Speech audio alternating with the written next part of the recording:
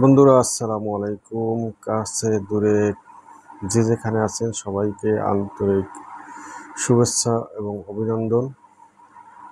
যে বিষয়টি নিয়ে আপনাদের সামনে আলাপ করার জন্য হাজির হয়েছি, আপনারা জেনেছেন বা শুনেছেন যে ঢাকা মহানগর উত্তর আয়োজিত আজকে একটি ইফতার মাহফিল হওয়ার কথা ছিল। সেই ইফতার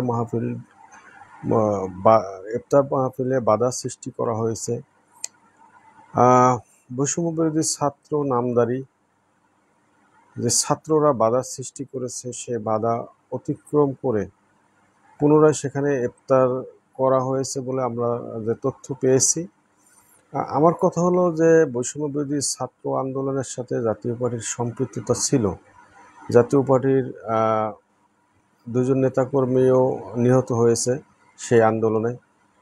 তারপরও জাতীয় পার্টির উপরে কেন তাদের এত রাগ, আমরা সেটা বুঝতেছি না। কেন জাতীয় পার্টি তো সেই আন্দোলনে অংশ নিয়েছিল।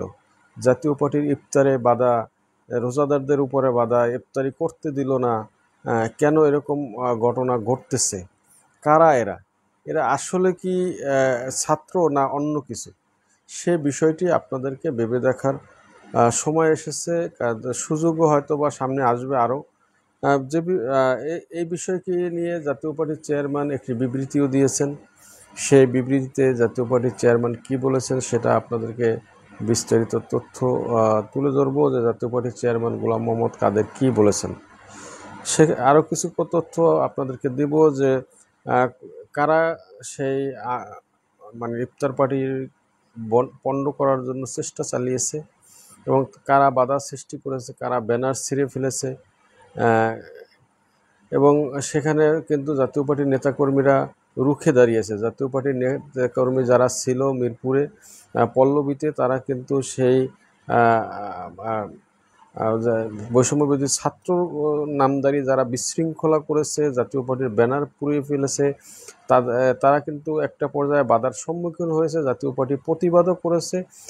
সেই প্রতিবাদ যেভাবে হওয়ার উচিত ছিল সেভাবে হয়নি, কারণ জাতীয় পার্টি একটি শান্তিপূর্ণ দল। জাতীয় পার্টি শান্তিতে বিশ্বাস করে। রমজান মাসে এই ধরনের ঘটনা খুবই দুঃখজনক এবং ন্যাক্কারজনক। রমজান মাসে সারাদিন রোজা রেখে ইফতারি করবে মানুষ, সাধারণ মানুষ যাদেরকে দাওয়াত দেওয়া হয়েছে তাদেরকে ইফতার করতে দিল না, তাদেরকে গালাগালি করলো, বাজে স্লোগান দিল। আসলে এটা কি পূর্ব পরিকল্পিত না কেউ পরিকল্পিতভাবে করানো হচ্ছে? সেটা জনগণ যারা আছে আপনারা সেটা ভেবে দেখবেন। কারণ জাতীয় পার্টিকে নিয়ে কিন্তু ষড়যন্ত্র থেমে নেই। জাতীয় পার্টিকে নিয়ে ষড়যন্ত্র কিন্তু এখনও চলছে। বিগত দিনেও আমরা দেখেছি যে জাতীয় পার্টিকে নিয়ে ষড়যন্ত্র গত আওয়ামী লীগ সরকারও বারবার করেছে। এবং 1990 সালের পর পল্লীবন্ধু হুসেইন মোহাম্মদ এরশাদ পদত্যাগ করার পর থেকেই কিন্তু জাতীয় পার্টিকে নিয়ে ষড়যন্ত্র চলছে, আজ অবধি এখনও চলছে। এই ষড়যন্ত্র কেন করা হচ্ছে? কারণ জাতীয় পার্টিকে ভয় পায়, জাতীয় পার্টিকে অন্য অন্য দলগুলো ভয় পায়। এই জন্য ভয় পায়, যদি জাতীয় পার্টির প্রতিষ্ঠাতা চেয়ারম্যান হুসেইন মোহাম্মদ এরশাদ যে বাংলাদেশের সংস্কার করে গেছেন, সেই সংস্কার ধারাবাহিকতা যদি রক্ষা করতে হয়, তাহলে জাতীয় পার্টিকে আবার মানুষ ভোট দিয়ে ফেলে কিনা, এই একটা ভয় বড় দলগুলোর। কারণ বিএনপিরও ভয় আছে, আওয়ামী লীগেরও ভয় আছে। এবং এখন ভয় কাদের? এখন নতুন ভয় হচ্ছে যারা নতুন একটি দল করেছে তাদের ভয়। তারা মনে করতেছে যে জাতীয় পার্টিকে মাইনাস করতে পারলে হয়তোবা তাদের ভোট ব্যাংক এই যে নতুন দল যারা করছে তাদের কাছে যাবে। আসলে এই ধারণাটাই ভুল, এই চিন্তা চেতনাটাই ভুল। কারণ যে বৈষম্যর জন্য আন্দোলন করা হয়েছে, যে বৈষম্যর জন্য রক্ত দিয়েছে মানুষ, আত্মাহুতি দিয়েছে, সেই বৈষম্য কিন্তু দূর হয়নি।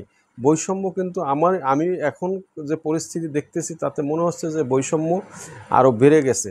কারণ বৈষম্য যতদিন বাংলাদেশ থেকে বৈষম্য না কমবে ততদিন পর্যন্ত বাংলাদেশের অর্থনৈতিক স্থিতিশীলতা কখনোই আসবে না। এই জন্য আমি মনে করছি যে বাংলাদেশে নতুন করে বৈষম্যমূলক আচরণ করা হচ্ছে। যারা অপরাধ করেছে তাদের শাস্তি হোক, সেটা সবাই চায়। জাতীয় পার্টিও চায় যে যারা অন্যায় করেছে, মানুষের উপরে জুলুম করেছে, অবিচার করেছে তাদের অবশ্যই শাস্তি আওতায় নিয়ে আসা হোক, এটা জাতীয় পার্টির চেয়ারম্যান কিন্তু বারবার বলেছেন। তারপরও কেন এই ধরনের আচরণ করা হচ্ছে? তারা কি মনে করছে যে জাতীয় পার্টির ভোট ব্যাংক তাদের কাছে চলে যাবে? না তারা কি এমনও মনে করতে পারে, আমাদের একটা নিজস্ব ধারণা যে আওয়ামী লীগ যদি আগামী নির্বাচনে অংশগ্রহণ করতে না পারে, সেক্ষেত্রে জাতীয় পার্টির আওয়ামী লীগের ভোট ব্যাংক যদি জাতীয় পার্টিকে দিয়ে দেয়, তাহলে বাংলাদেশের রাজনীতিতে নতুন যুগের সূচনা হতে পারে। বাংলাদেশের রাজনীতিতে নতুন যুগের সূচনা হতে পারে। আপনারা কি মনে করছেন যে আওয়ামী লীগের ভোট জামাতকে দিবে? কখনোই না। আওয়ামী লীগের ভোট কি বিএনপিকে দিবে? কখনোই দিবে না।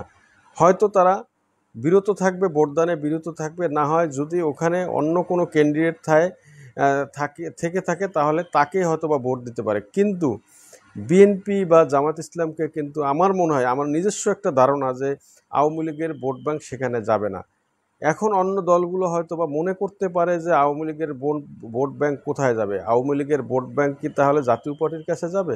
যেতে পারে, সেটা যেতে পারে। এইটাই কিন্তু এখন তাদের ভয়ের মূল কারণ। এই জন্য জাতীয় পার্টিকে কীভাবে দাবানো যায়, থামিয়ে রাখা যায়, এই চেষ্টাটা কিন্তু বারবার করা হচ্ছে। আপনারা দেখেছেন যে জাতীয় পার্টির বিরুদ্ধে মামলা হচ্ছে, হামলা হচ্ছে, বিভিন্ন সময় জাতীয় পার্টির কার্যালয়ে আগুন ধরিয়ে দেওয়া হচ্ছে। কারণ একটাই, তারা মনে করছে বা বর্তমানে যা সরকারে আছে তারা মনে করছে যদি জাতীয় পার্টিকে দাবিয়ে রাখতে না পারে, তাহলে আওয়ামী লীগ হয়তোবা তাদের উপরে ভর করতে পারে। এই একটা ধারণা থেকে আমার একটা নিজস্ব মতামত যে এই ধারণা থেকে হয়তোবা এই কাজগুলো করা হচ্ছে। এই জন্য আমি মনে করতেছি যে বৈষম্য বিরোধী আন্দোলন যে জন্য করা হয়েছে, সেই বৈষম্য কিন্তু বাংলাদেশে এখনও আছে, বিরাজমান, এবং সেই বৈষম্য কিন্তু বৃদ্ধি পাচ্ছে, কমছে না, বৈষম্য বৃদ্ধি পাচ্ছে। আপনারা দেখেছেন যে গত 7 মাস বা 8 মাস এই সরকারের বয়স, 5ই আগস্টের পর থেকে এখন পর্যন্ত আপনারা দেখেন যে বাংলাদেশে স্থিতিশীলতা কিন্তু ফিরে আসেনি।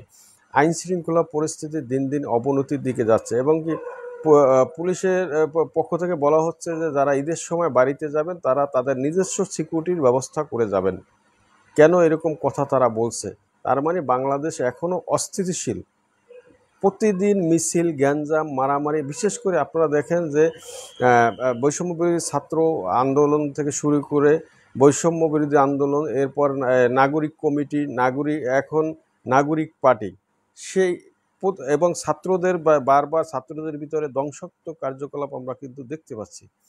কারণ প্রতিদিনই তাদের ভিতরে কিন্তু লেগে যাচ্ছে, কেউ পদত্যাগ করছে, কেউ দল ছেড়ে যাচ্ছে, গ্যাঞ্জাম একটার পর একটা বাংলাদেশে ছাত্রদের মধ্যে লেগেই আছে কিন্তু। এবং আপনারা দেখছেন যে ঢাকা বিশ্ববিদ্যালয় থেকে শুরু করে তারপরে প্রাইভেট ইউনিভার্সিটিগুলো, যে ছাত্ররা তারাও কিন্তু দ্বিমুখী অবস্থান নিয়েছে। এবং আপনারা কয়েকদিন আগে দেখেছেন যে সার্জিস, বর্তমান যে নাগরিক পার্টির একজন নেতা, এখন তো তারা নেতার কাতারেই এসেছে। এই জন্য বলতেছি, কারণ যেহেতু এটা তারা দল করছে, যেভাবেই করছে, আপনারা জানেন যে কিংস পার্টির আদলে তারা একটা দল করছে, তারা ক্ষমতায় থেকেই দলটা করেছে। তারা কিন্তু এখন কি মানে যেখানে যাচ্ছে সেখানে কিন্তু বাধার সম্মুখীন হচ্ছে।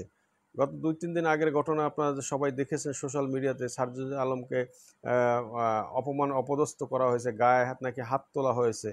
হ্যাঁ, কারণ একটাই, দেশে আসলে তারা যে বৈষম্যর জন্য আন্দোলন করেছিল বাংলাদেশের ছাত্র জনতা, সেই বৈষম্য তারা আবার নতুন করে শুরু করছে বাংলাদেশের মানুষের সাথে। আমি মনে করি এই যে বৈষম্য বিরোধী আন্দোলনটা, এই আন্দোলনটা সঠিক পথে পরিচালিত হচ্ছে না, দেশকে একটা অন্ধকার যুগের দিকে নিয়ে যাওয়া হচ্ছে। দেশের অর্থনীতিকে, অনেকে বলছেন যে অর্থনীতি ভালো হবে, আসলে আদৌ কি ভালো হবে? ডক্টর ইউনূসের কাছে কি এতই কিরামতি যে তিনি রাতারাতি বাংলাদেশের অর্থনীতি প্রবৃদ্ধি হার বৃদ্ধি করবেন? আসলে এটা পারবেন না। কারণ আপনি দেশে যখন রাজনৈতিক অস্থিতিশীলতা থাকবে, তখন কখনোই অর্থনীতির উন্নতি লাভ করবে না। এই জন্য আমাদের সবার আগে দরকার বাংলাদেশের একটা সবাইকে নিয়ে একটা জাতীয় ঐক্য দরকার। সেই জাতীয় ঐক্য যদি করতে পারে, তাহলেই দেশে মানে শান্তি শৃঙ্খলা ফিরে আসবে। এখন যে তারা বর্তমান সরকার যে জাতীয় ঐক্য করেছে, সেই জাতীয় ঐক্য কারা আছে?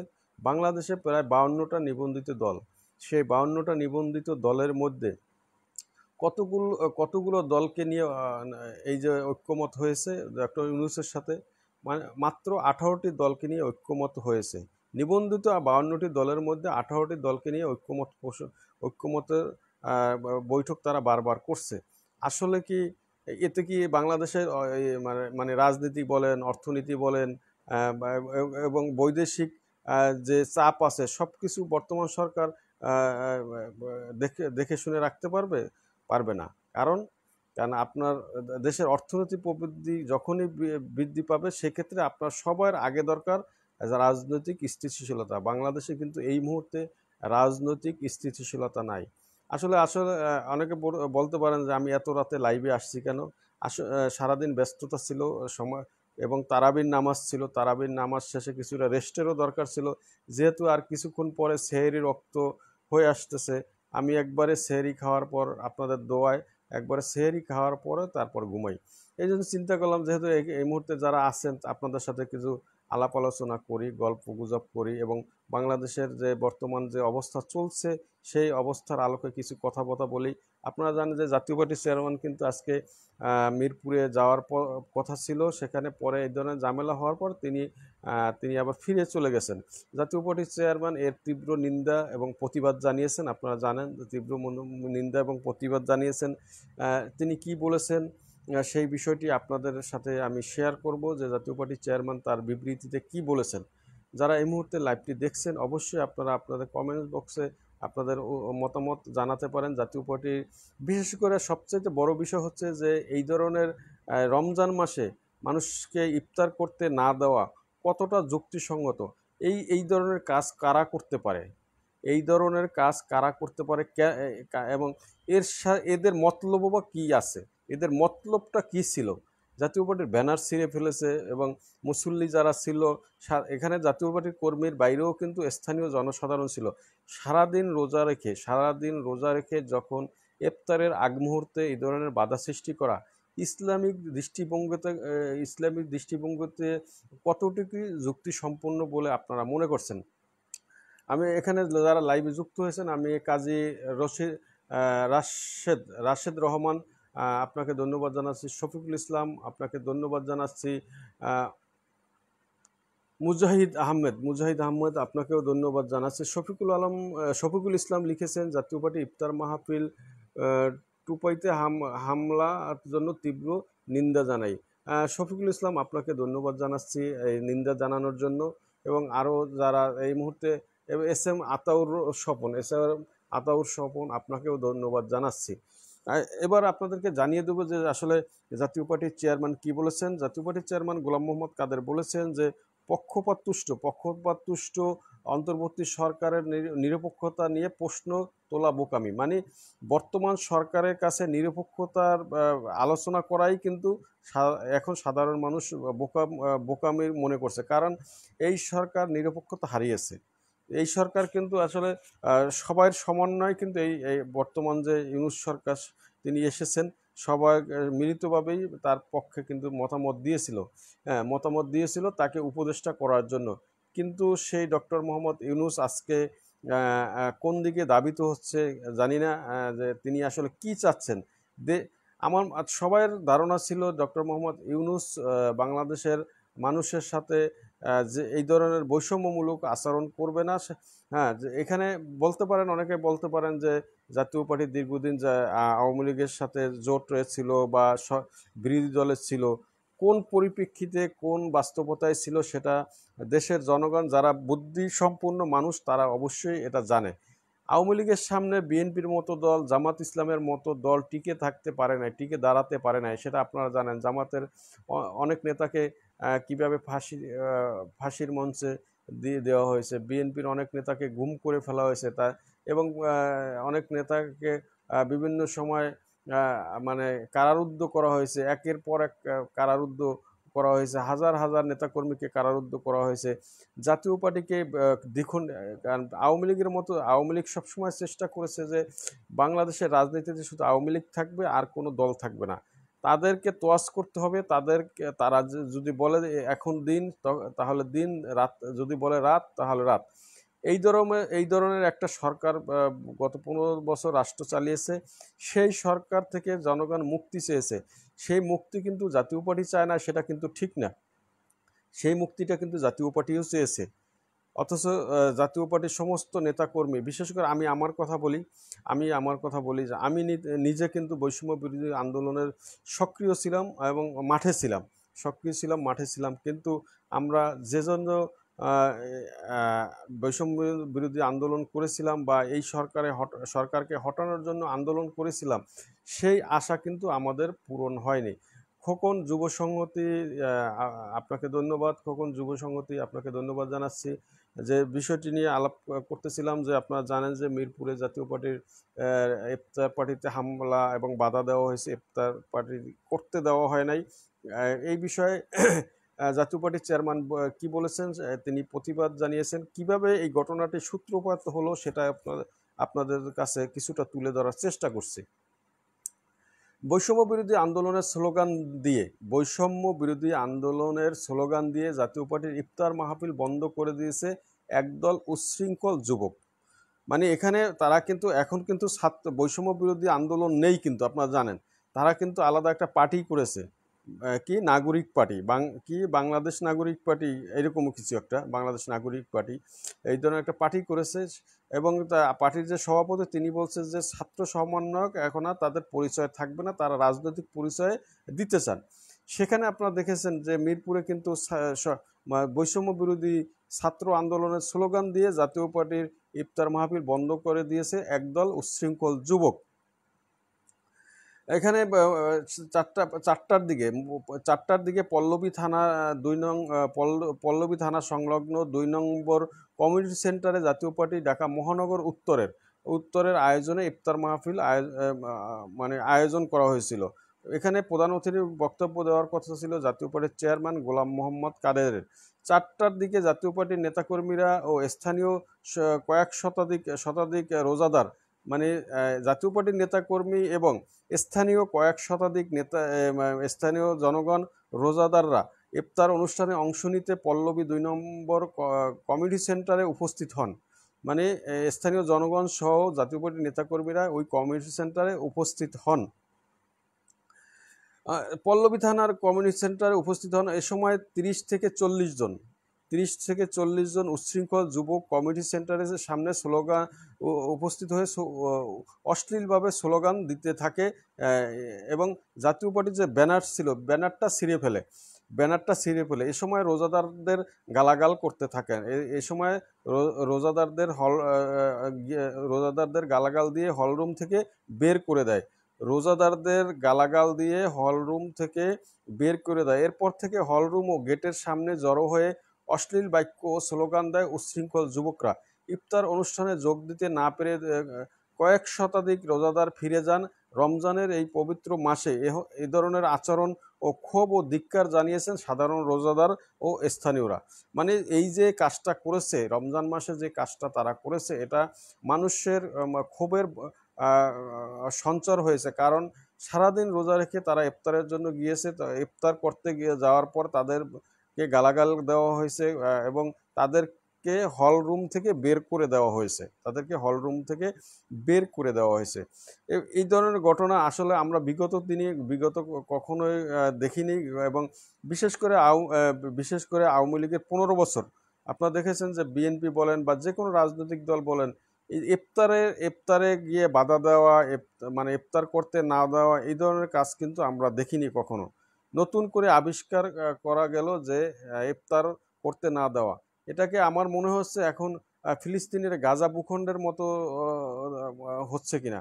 কারণ ফিলিস্তিনিদের যে ইফতার করতে দেয় নাই, তাদেরকে ঘরে থাকতে দেয় নাই কারা? ইসরায়েলিরা। সেই ইসরায়েলিদের অনুসরণ কারা করছে এখন আপনারা সেটা ভেবে দেখতে পারেন।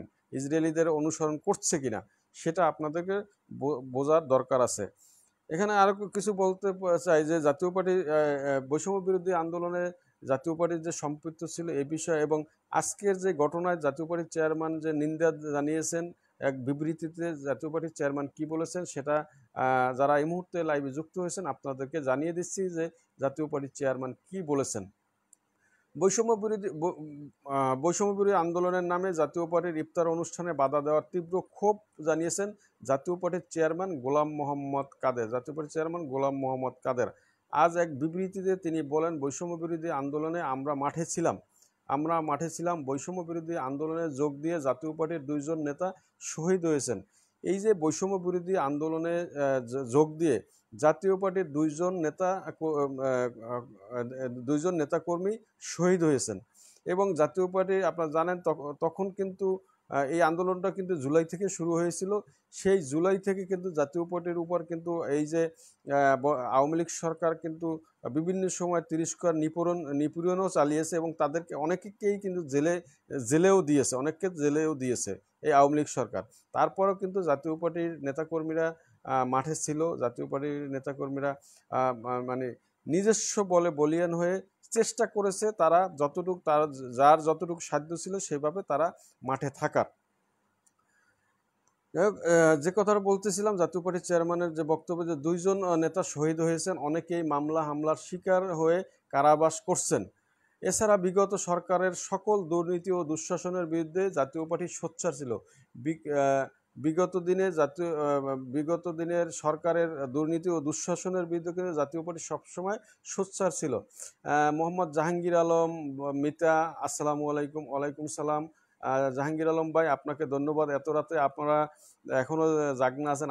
আমি তো মনে করছি যে শুধু আমি একাই আছি, কিন্তু না, আমার যারা বন্ধু বা ভাই যারা আছেন তারা এখনো অনেকেই জাগনা আছেন। অনেকেই আমি দেখতে পেয়েছি যে অনেকে কমেন্টস করছেন বা অনেকে দেখতেছেন। জাহাঙ্গীর আলম ভাই সহ যারা এই মুহূর্তে দেখছেন, খোকন যুব সংহতি, শফিকুল ইসলাম, মুজাহিদ আহমেদ, আপনাদের সবাইকে আমি ধন্যবাদ জানাচ্ছি এত রাতে জাগনা থাকার জন্য এবং লাইভে যুক্ত থাকার জন্য। এবং জাতীয় পার্টির চেয়ারম্যান আরও বলেছেন যে বর্তমান সরকার আমাদের সাথে বৈষম্যমূলক আচরণ করছে। জাতীয় পার্টির চেয়ারম্যান বলছেন যে বর্তমান সরকার আমাদের সাথে বৈষম্যমূলক আচরণ করছে। মিছিল ও সমাবেশের ন্যায় অহিংস স্বাভাবিক রাজনৈতিক কর্মসূচি পালন, যা আমাদের সাংবিধানিক অধিকার, তা থেকে আমাদের বঞ্চিত করা হচ্ছে। তাছাড়া বিভিন্ন স্থানে আমাদের পার্টি অফিস ভাঙচুর করা হয়েছে। প্রায় ক্ষেত্রে পুলিশের সহযোগিতা চাওয়ার পরেও পাওয়া যায়নি। এমনকি পরবর্তীতে থানায় জিডি বা জেনারেল ডায়েরি করতে গেলেও দায়িত্বরত ব্যক্তিগণ তা গ্রহণেও কিন্তু অস্বীকৃতি জানিয়েছেন। বিভিন্ন স্থানে মিথ্যা মামলা দিয়ে আমাদের নেতাকর্মীদের গ্রেপ্তার ও বিভিন্নভাবে হয়রানি করা হচ্ছে। বেশিরভাগ ক্ষেত্রে আটককৃতদের জামিন দেওয়া হচ্ছে না। ফলে দোষী সাব্যস্ত না হয়ে শুধুমাত্র অভিযোগের ভিত্তিতে এখনও কিন্তু তারা জেলে আছেন। আপনারা জানেন যে জাতীয় পার্টির একজন সাবেক এমপি গোলাম কিবরিয়া টিপু, তিনি এখনও জেলে আছেন। মোহাম্মদপুরের একজন এখনও জেলে আছেন। খোকন যুব সংহতি, আপনাকে ধন্যবাদ ভাই, সালাম নেবেন। ওয়ালাইকুম সালাম। খোকন ভাই যুব সংহতি, আপনি অবশ্যই আশা করি ভালো আছেন। আমিও দেখতেছি আপনি দেখতেছেন, আপনাকেও ধন্যবাদ জানাচ্ছি। জাহাঙ্গীর আলম ভাই, মিতা, আমার নামও জাহাঙ্গীর আলম, সেক্ষেত্রে মিতা বলতে পারি। ছোট হন বা বড় হন সেটা ভিন্ন বিষয়, কিন্তু নামের কারণে আপনাকে মিতা বলতে পারি। যাই হোক, যে কথাটা বলতেছিলাম, যে জাতীয় পার্টির চেয়ারম্যান যে বলেছেন যে দোষী সাব্যস্ত না হয়ে শুধুমাত্র অভিযোগের ভিত্তিতে নিরাপরাধ মানুষ কারাভোগ করছে। এই ধরনের হয়রানির মাধ্যমে আমাদের দলীয় কর্মকাণ্ডে যোগ না দিতে বিভিন্নভাবে আমাদের নেতাকর্মীদের বাধার সৃষ্টি করা হচ্ছে। ফলে বলা যায় বর্তমান অন্তর্বর্তীকালীন সরকার অনেক আগেই নিরপেক্ষতা হারিয়েছেন। বর্তমান অন্তর্বর্তী সরকার, জাতীয় পার্টির চেয়ারম্যানের অভিযোগ করেছেন যে বর্তমান অন্তর্বর্তীকালীন সরকার অনেক আগেই নিরপেক্ষতা হারিয়েছেন। এখানে আরেকটা কথা বলে রাখছি যে মিরপুরের যে ঘটনা, যদি অন্য কোনো দল হইতো বা অন্য কোনো সংগঠন হইতো তাহলে কিন্তু এখানে বড় ধরনের ম্যাসাকার হইতো, বড় ধরনের গ্যাঞ্জাম হতো। কিন্তু জাতীয় পার্টি একটা শান্তিপ্রিয় দল। জাতীয় পার্টি সবসময় শান্তির পক্ষে থেকেছে। মামলা হামলা এই ধরনের এবং চাঁদাবাজি টেন্ডারবাজি থেকে সবসময় জাতীয় পার্টি দূরে থেকেছে। হ্যাঁ, আজকেও কিন্তু তারই একটা বহিঃপ্রকাশ আমরা মিরপুরে দেখেছি যে জাতীয় পার্টির সমস্ত নেতাকর্মী যারা ওখানে ছিল তারা শান্তিপূর্ণ অবস্থান নিয়েছেন। তারা যদি ওখানে বড় ধরনের প্রতিবাদের সৃষ্টি করতেন, আমার মনে হয় যে প্রতিবাদটা করা উচিত ছিল। শান্তি এখন যে সময় এসেছে, আহ, এখন যে সময় এসেছে আমার মনে হয় যে এখন শান্তিতে থাকা আসলে কতটা মানে দুঃসাধ্য ব্যাপার। শান্তিতে আসলে জাতীয় পার্টির নেতাকর্মীদের থাকতে দিতে চায় না, সেটা আপনারা প্রত্যক্ষ করছেন, দেখছেন। সবসময় সাধারণ নেতাকর্মীরা কিন্তু জাতীয় পার্টির পক্ষে অবস্থান নিয়েছে সবসময়। আমি বিগত 30 বছর যাবৎ দেখছি যে 1991 সালের পর থেকে আমরা দেখছি সাধারণ নেতাকর্মীরা কিন্তু জাতীয় পার্টির দুর্দিনের সময় সবসময় জাতীয় পার্টির পাশে ছিল এবং আছে, ভবিষ্যতেও থাকবে। জাতীয় পার্টির নেতাকর্মীরা কখনো কিছু পায় নাই, সেটা আপনারা জানেন। আহ, আহ, কিন্তু মনের ভালোবাসা থেকে, অন্তরের ভালোবাসা থেকে জাতীয় পার্টি করছে এবং জাতীয় পল্লী বন্ধুকে ভালোবেসে জাতীয় পার্টি করছে, এটা সত্য। আমি আমার ব্যক্তিগত ওপিনিয়ন হচ্ছে আমি পল্লী বন্ধুকে ভালোবেসেই কিন্তু আমি জাতীয় পার্টির রাজনীতিতে সম্পৃক্ত। এবং আমাদের বিশেষ করে দক্ষিণাঞ্চলের যে উন্নয়ন হয়েছে, সেই দক্ষিণাঞ্চলের উন্নয়নের যে মূল চাবিকাঠি ছিল পল্লী বন্ধু হুসাইন মোহাম্মদ এরশাদ। আমরা তখন ওইরকম বড় ছিলাম না, ছোট ছিলাম, কিন্তু বুঝতাম, কিছুটা হলেও আমরা বুঝতাম। এবং আমাদের ফ্যামিলির ভিতরেও একজন এমপি ছিল, আমাদের ফ্যামিলির ভিতরে একজন এমপি ছিল, জাতীয় পার্টির এমপি ছিল, মরহুম আলহাজ জব্বার ইঞ্জিনিয়ার সাহেব, পিরিজপুর 3 মঠবাড়ি আসনে তিনি দীর্ঘ হুসেন মোহাম্মদ এরশাদ সাহেবের সময় মেম্বার অফ পার্লামেন্ট ছিলেন। পরবর্তীতে তিনি বিএনপিতে গিয়েছিলেন, কিন্তু আবারও ফিরে এসেছিলেন জাতীয় পার্টিতে। আমরা কখনো কোথাও যাইনি। তিনি গিয়ে হয়তো চাপের, আপনারা জানেন যে 90 সালে হুসেন মোহাম্মদ এরশাদ পদত্যাগ করার পর জাতীয় পার্টির উপর দিয়ে যে বিভিন্ন রকমের ঝড়ঝাপটা গেছে, সেই ঝড়ঝাপটার কারণে আমাদের ফ্যামিলির যে একজন সদস্য যিনি এমপি ছিলেন আলহাজ এম এ জব্বার ইঞ্জিনিয়ার সাহেব, তিনি বিএনপিতে যোগ দিয়েছিলেন চাপের মুখে। পরবর্তীতে তিনি আবার ফিরেও এসেছেন, কারণ যেখান থেকে তার সৃষ্টি সেখানেই তার শেষ হয়েছে, এটা আমরা দেখেছি। যাই হোক, যে কথাটা বলতেছিলাম যে আমরা আন্দোলনের সাথে সম্পৃক্ত ছিলাম সব সময়, এখনও আমরা চাই দেশটা ভালো চলুক। দেশের মানুষ এখনও দিনকে দিন বেকার হচ্ছে। গার্মেন্টস ইন্ডাস্ট্রি, বিশেষ করে বাংলাদেশে গার্মেন্টস ইন্ডাস্ট্রি খুব খারাপ পর্যায়ে আছে। লক্ষ লক্ষ মানুষ কর্ম কর্ম সংস্থান হারাচ্ছে। এই কারণে আমরা সবসময় চাই, জাতীয় পার্টিও চাই। এবং আপনারা দেখেছেন জাতীয় পার্টির চেয়ারম্যান এই যে 7ই জানুয়ারি নির্বাচনের পরে যে পার্লামেন্টের প্রথম অধিবেশনেই কিন্তু আওয়ামী লীগকে দেখিয়ে দিয়েছেন যে তার বক্তব্যের ভিত্তিতে। কারণ তিনি বলেছেন যে নির্বাচন সঠিক হয়নি, নির্বাচনটা এরকম হয়েছে যে কে নির্বাচিত হবে সেটা সিলেকশন ছিল, আগেই সিলেকশন করে রাখা হয়েছে যে কে নির্বাচিত হবে। এখানে শাহেদ শাহেদ আপনাকে ধন্যবাদ জানাচ্ছি, আপনি এইমাত্র লাইভে যুক্ত হয়েছেন। শাহেদ, আপনাকেও ধন্যবাদ জানাচ্ছি এত রাতে আপনারা লাইভে যুক্ত হওয়ার জন্য। যে কথাটা বলতেছিলাম যে জাতীয় পার্টি চেয়ারম্যানের বক্তব্যটা আপনাদের সামনে তুলে ধরতেছিলাম। তিনি বলেছেন বর্তমান অন্তর্বর্তী সরকার অনেক আগেই নিরপেক্ষতা হারিয়েছে। মানে এটা সত্য, কারণ আপনারা দেখেছেন যে তিনি যে ডক্টর ইউনূসকে নিয়ে সাধারণ মানুষ যে আশাবাদী ছিল, সাধারণ মানুষের মধ্যে যে আশার সঞ্চার হয়েছিল, তিনি কিন্তু সেটা করতে পারেননি। এবং আমরা দেখেছি তার ছত্রছায়ায় নতুন একটা পার্টির আবির্ভাব হয়েছিল। 111-এর আগেও আপনারা জানেন যে 111-এর পরেও কিন্তু তিনি একটা পার্টি করতে চেয়েছিলেন, কিন্তু পরবর্তীতে তিনি পিছপা হয়ে গিয়েছেন, তিনি এসে আর পার্টি করেন নাই। এই একটা তার জন্য সুযোগ এসেছে পার্টি করার। এই জন্য আমার মনে হয় যে ডক্টর ইউনূস সাহেবের ছত্রছায়ায় নতুন একটি পার্টির আবির্ভাব বাংলাদেশে হয়েছে। এবং বিএনপির সাথেও কিন্তু তাদের কিন্তু দ্বন্দ্ব শুরু হয়েছে। বর্তমান সরকার তারা চাচ্ছে যে পার্লামেন্ট নির্বাচন এবং গণপরিষদ নির্বাচন একসঙ্গে করতে চাচ্ছে, মানে গণপরিষদ নির্বাচন বা পার্লামেন্ট নির্বাচন একসঙ্গে করতে চাচ্ছেন। বিএনপির সিনিয়র যুগ্ম মহাসচিব, বিএনপির স্থায়ী কমিটির সদস্য তিনি সালাউদ্দিন আহমেদ, তিনি কিন্তু বলেছেন যে আমরা এই যে গণপরিষদ নির্বাচন এবং পার্লামেন্ট নির্বাচন আমরা একসঙ্গে করতে চাচ্ছি না, আমরা এ ব্যাপারে দ্বিমত পোষণ করছি, আমরা এর সাথে নেই, সাফ জবাব দিয়েছেন তিনি। কিন্তু সালাউদ্দিন আহমেদ বিএনপির নেতা, স্থায়ী কমিটির সদস্য, আপনারা জানেন যে তিনিও কিন্তু দীর্ঘদিন নিখোঁজ ছিলেন। একটা পর্যায়ে তাকে ভারতে পাওয়া গেছে, একটা পর্যায়ে তাকে ভারতে পাওয়া গেছে।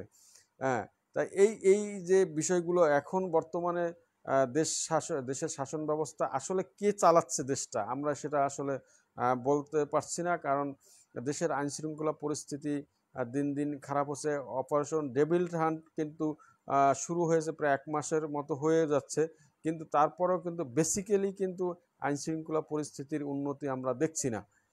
আইন শৃঙ্খলা পরিস্থিতির উন্নতি দেখছি না, কারণ এটা এই বর্তমান সরকারের একটা বড় ব্যর্থতা, এই সরকারের বড় একটা ব্যর্থতা। আরেকটি কথা এখানে না বললেই নয়, যে আওয়ামী লীগকে নিষিদ্ধ করার বিষয়টি।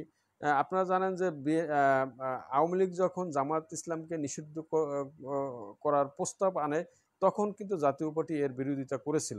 জাতীয় পার্টি বিরোধিতা করেছিল, এই জন্য বিরোধিতা করেছিল যে একটা সঠিক মানে একটা রাজনৈতিক দলকে যখনই নিষিদ্ধ করা হয় বা নিষিদ্ধ করার পথে এগিয়ে যায়, তখনই কিন্তু দেশে একটা বড় ধরনের অস্থিরতার সৃষ্টি হয়। কারণ যখন আপনি একটা রাজনৈতিক দলকে নিষিদ্ধ করবেন, ওই যে নেতাকর্মীগুলো কিন্তু পরবর্তীতে তারা আন্ডারগ্রাউন্ডে চলে যাবে। যখনই আন্ডারগ্রাউন্ডে চলে যাবে, তখন কিন্তু সারা বাংলাদেশে নানান ধরনের সমস্যার সৃষ্টি হবে। সেইগুলো কিন্তু ট্যাটেল দেওয়া খুব কষ্টসাধ্য বিষয়।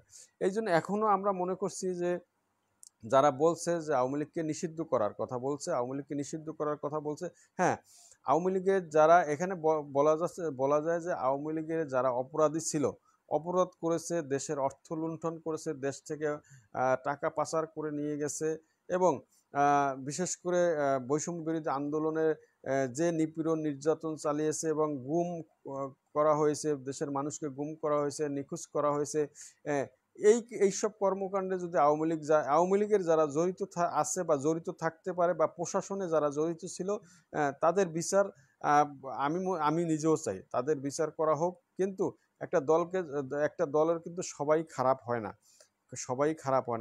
বিশেষ করে মাঠ পর্যায়ে কর্মীরা কিন্তু সবসময় অবহেলিত থাকে যে কোনো দলের ব্যাপারে। আপনারা জানেন, তারা কিন্তু দলকে দেখা যায় তাদের ঐতিহ্যগতভাবে তারা এই দলটাকে ভালোবাসে, আওয়ামী লীগকে ভালোবাসে, বঙ্গবন্ধু শেখ মুজিবুর রহমানকে ভালোবেসে কিন্তু এই দলটা অনেকে করছে। যেমন যারা বিএনপি করে, তারা কিন্তু তারেক রহমানকে ভালোবেসে এই দলটা করে না, তারা জিয়ার রহমানের আদর্শকে লালন করে, এই দলটাকে করে। কারণ তারা মনে করে যে হ্যাঁ, জিয়াউর রহমান আমাদের একটা আদর্শ, এবং জিয়াউর রহমান এই দেশের মানে রাজনীতিতে নতুন হলেও সেনাবাহিনী থেকে আসলেও কিন্তু তার একটা গ্রহণযোগ্যতা ছিল বাংলাদেশের রাজনীতিতে, এবং তিনি একজন মুক্তিযোদ্ধা ছিলেন, একজন সেক্টর কমান্ডার ছিলেন। এই জন্য তারা জিয়াকে ভালোবেসে কিন্তু বিএনপি করছে। এবং একইভাবে জামাত ইসলাম যারা করে, তারা জামাত ইসলামের যে সাবেক আমির গোলাম আজম সহ বা নিজামী সাহেব ছিল, তাদের তাদের তাদের কারণে হয়তো বা তারা জামাত ইসলাম করে, বা তারা মনে করে তারা একটা ইসলামিক সংগঠন, ইসলামী আদর্শে জামাত ইসলাম চলছে, তারা মনে করছে, এই জন্য তারা জামাত ইসলাম করে। ঠিক তেমনিভাবে জাতীয় পার্টি যারা করে, তারা জাতীয় পার্টি বর্তমান যে চেয়ারম্যান আছে তাকে দেখে কিন্তু তারা জাতীয় পার্টি করে নাই, এটা বাস্তবতা।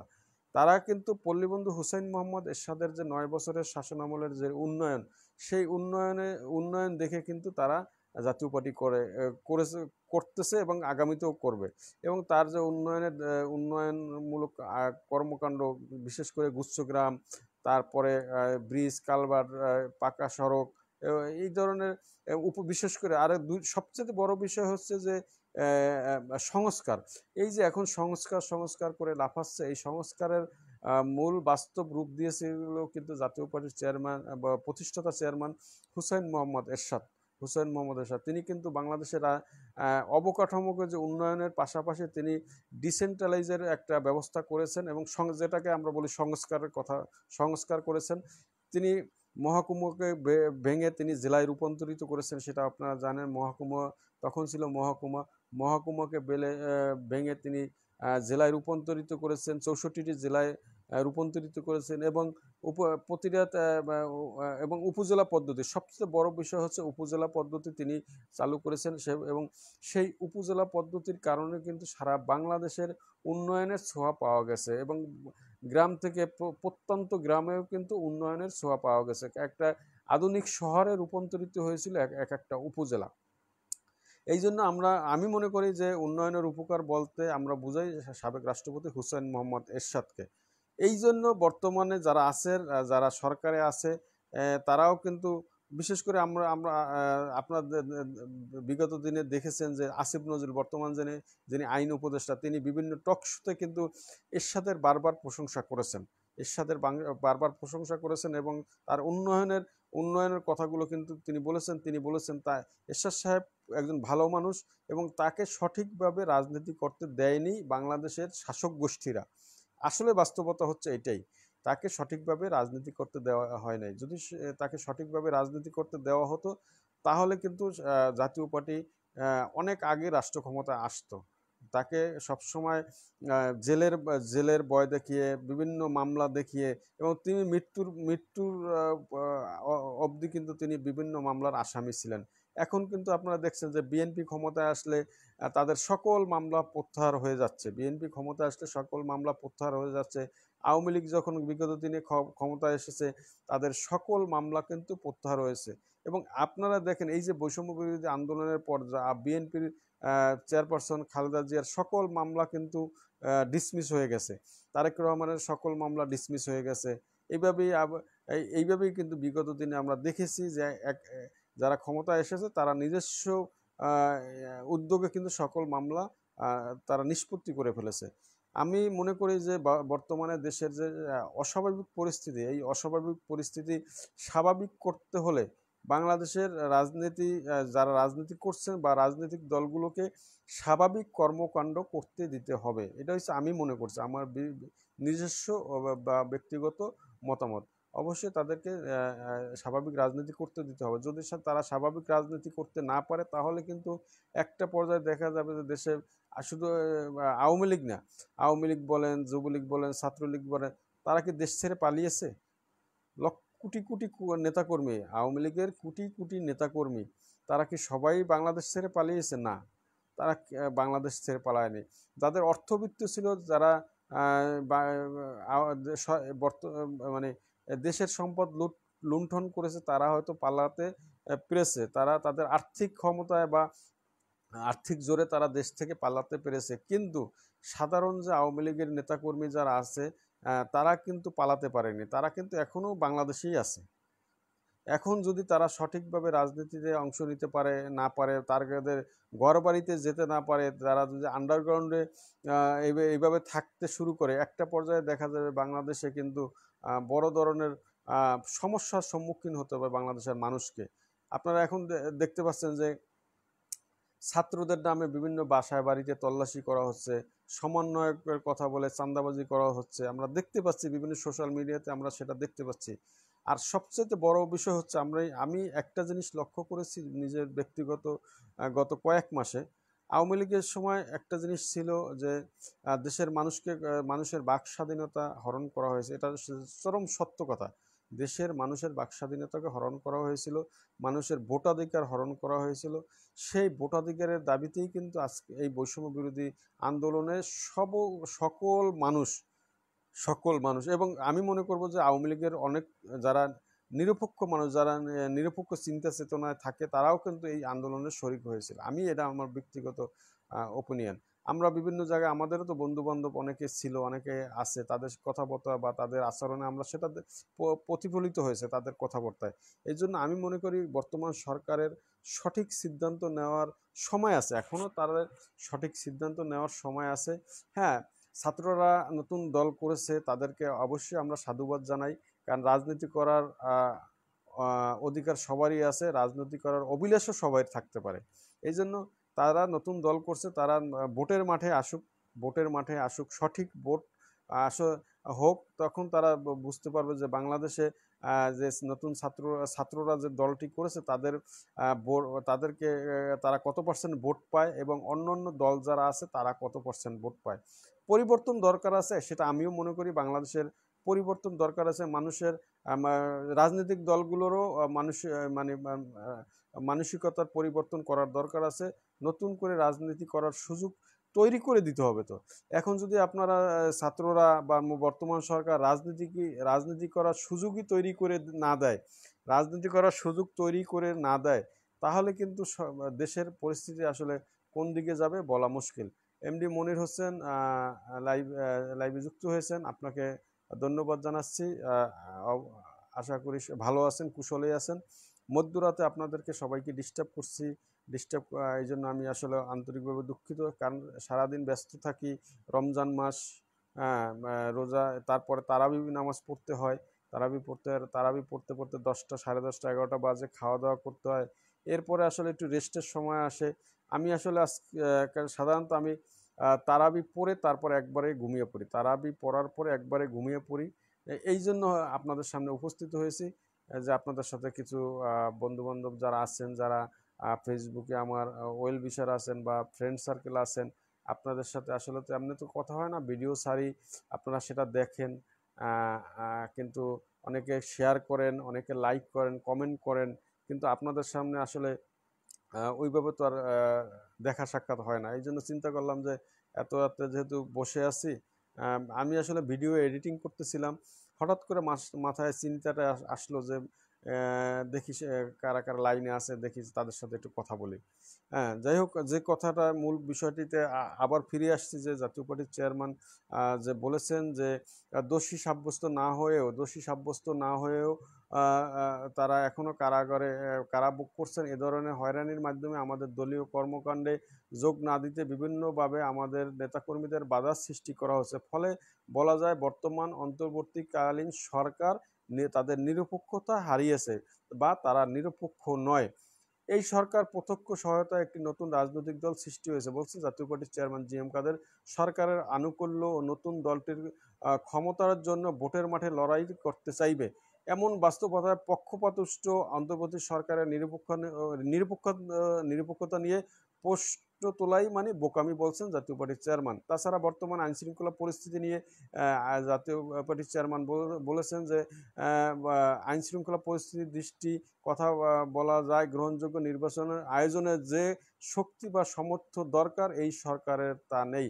মানে দেশের যে বর্তমান যে আইনশৃঙ্খলা পরিস্থিতি আপনারা দেখতে পাচ্ছেন, এই অবস্থায় একটি অবাধ এবং একটি নিরপেক্ষ নির্বাচন করা এই সরকারের সেই দক্ষতাটা নেই, বলছেন জাতীয় পার্টির চেয়ারম্যান।